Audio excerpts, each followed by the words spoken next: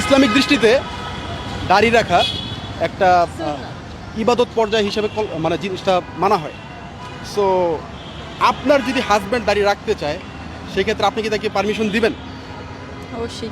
নাকি বলবেন যে দাড়ি রাখলে বুড়া বুড়া লাগে, দাড়ি রাখলে জঙ্গি লাগে?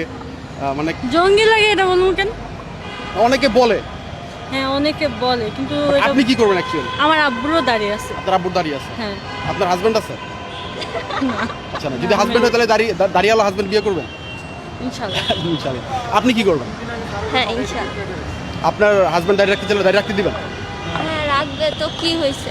আচ্ছা মাশাআল্লাহ। তো নেক্সট কোশ্চেন হচ্ছে, আমরা সবাই নামাজের সময় সূরা ফাতিহা পড়ি, তো সূরা ফাতিহার আয়াত সংখ্যা কত আপনি বলতে পারবেন?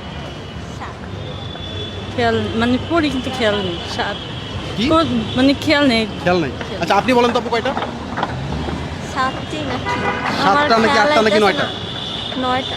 9টা? 7টাই। 7টা?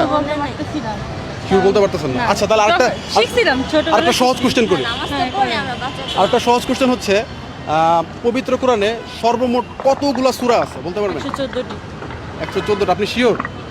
আপনি হ্যাঁ 114টা আমি মাদ্রাসায় পড়ছি, শিওর না কেন? ওকে ওকে। দ্য নেক্সট কোশ্চেন আপনাদের জন্য মানে সবচেয়ে ইজি কোশ্চেন, সবচেয়ে মানে লাস্ট কোশ্চেন, সেটা হলো পবিত্র কোরআনের কোন 5টি আয়াত সর্বপ্রথম নাজিল হয়েছিল এবং সেটা কোন সূরার অংশ? আলাকে। ইকরা, সরি ইকরা ইকরা না আলাকে, ইকরা বিসমি রাব্বিকাল ওটা। না, দাঁড়া। আপনি কি শিওর? ওনার সাথে আপনি একমত? সূরা আলাক। আমার মনে হচ্ছে একটু ভুল হচ্ছে, আপনি কি চিন্তা করবেন? হ্যাঁ বাবা শিখেছিল এটা। জাস্ট একটু চিন্তা করেন। ইকরা, ঠিক আছে ইকরা ইকরা ইকরা মানে পড়ো। হ্যাঁ ইকরা। শিওর? শিওর। ওকে, আপনাদের একটা প্রশ্নের উত্তর হয়তো ভুল হয়েছিল, আর মোটামুটি আপনারা ভালোই প্রশ্ন উত্তর পারছেন। সো আপনাদের জন্য আমাদের একটা গিফট আছে। গিফটটা হচ্ছে একটা চকলেট আছে, দুজনে ভাগ করে খাবেন। ঠিক আছে নেন।